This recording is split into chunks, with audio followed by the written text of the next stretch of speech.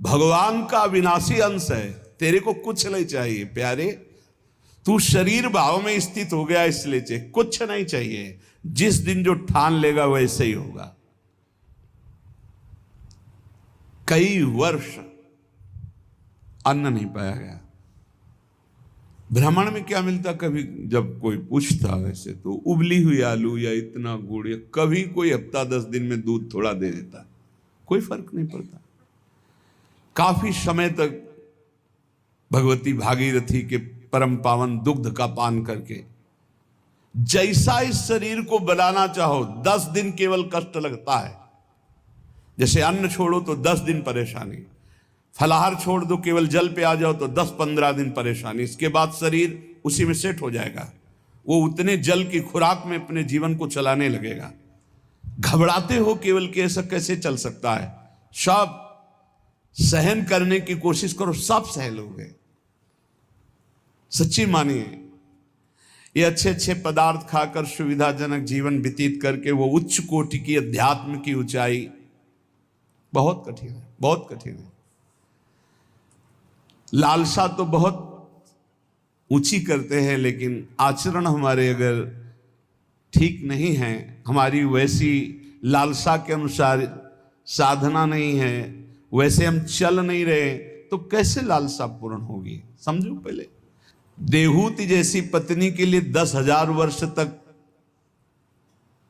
करदम जी को तपस्या करनी पड़ी थी। भगवान प्रकट हुए थे तब महाराज आदि सम्राट मनुष्य रूपा से प्रकट हुई देहूति जी, और भगवान कपिल देव जी जैसे पुत्र प्रकट हुए। तपस्या, भजन। बोले जो मंद बुद्धि वाले हैं, अच्छा खाने को मिल रहा है, सुविधाजनक रहने को मिल रहा है, दिन कट रहा है, दिन काटने के लिए मिला है। अरे एक एक मिनट सार्थक करने के लिए, काटने के लिए नहीं। दांती पीस के भजन होता है।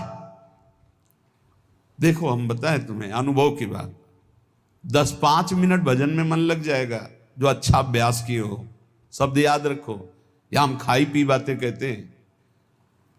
अगर भजन का अभ्यास अच्छा कर रहे हो तो 10-5 मिनट, बहुत 20 मिनट घसीट ले।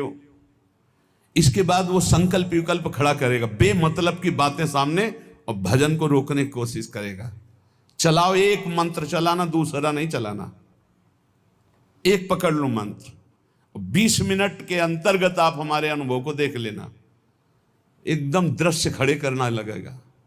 और ऐसा उल्टा चलेगा ये, बस ऐसे होता है, दांती पीस के उसको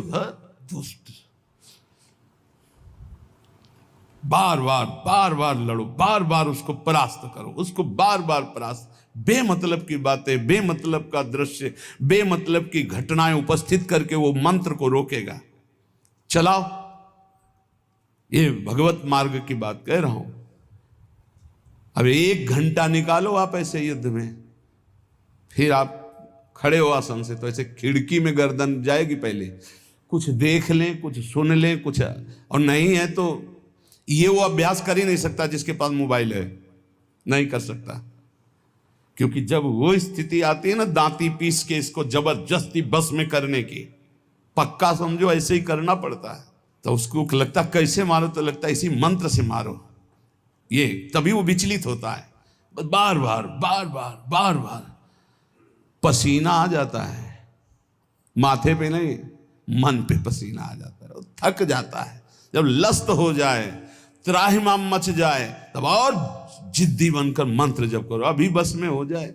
नहीं, इस मन को दुलार करना है, मन के अनुसार चलना है, और भजनानंदी की लिस्ट लगानी है। लिस्ट यही लगानी है ऊपर से, महान भजनानंदी, महान त्यागी संत, सुनना ये चाहते हैं और लड़ नहीं सकते 5 मिनट युद्ध इस मन से। बड़ा विचित्र खेल। तो बोले ये जो मंद प्राज्ञ है, ये निर्णय करने वाली कुछ नहीं, कुछ समय के लिए ये शरीर मिला है, लड़ ले जीत जाएगा, प्रभु की प्राप्ति कर लेगा। और अगर इसके दुलार में रहे तो मरेगा, जाएगा, छूटेगा शरीर। तू अविनाशी, ये विनाशी, तेरे साथ कभी नहीं रह सकता। जो भजन में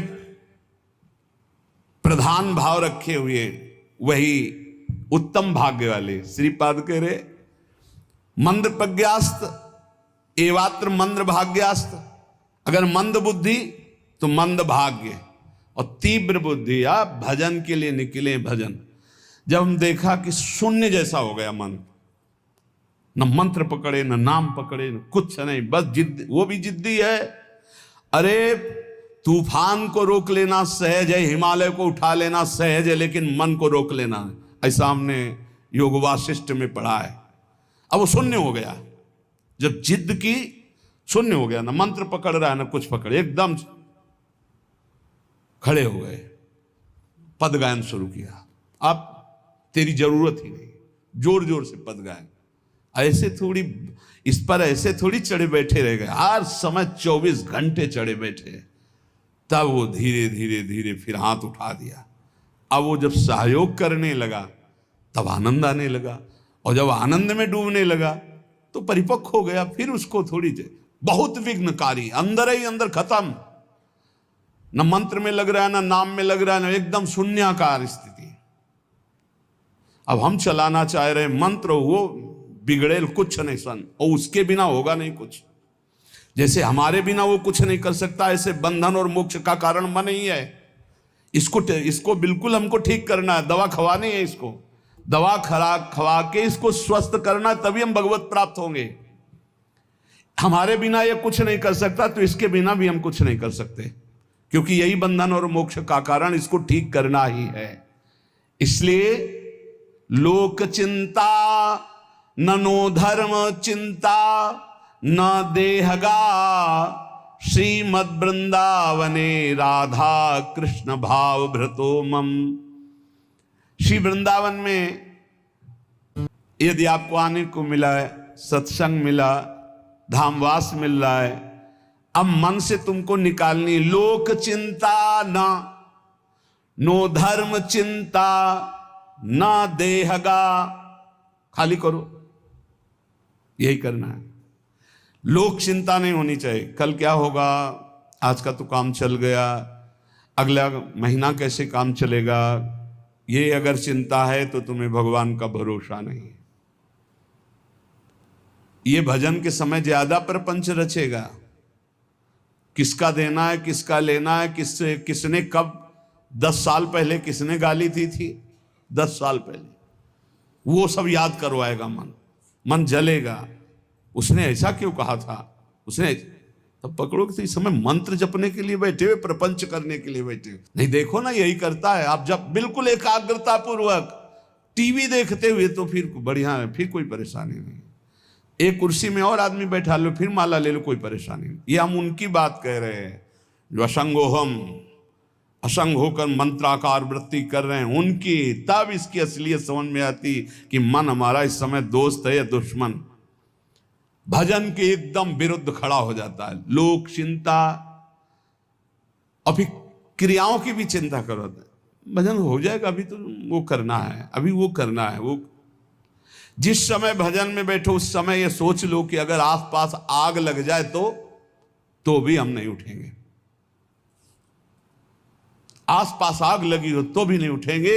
योगक्षेमम वहां में हम करने वाले भगवान मुझे उठाए आके या आग को शीतल करें, उनका विषय है।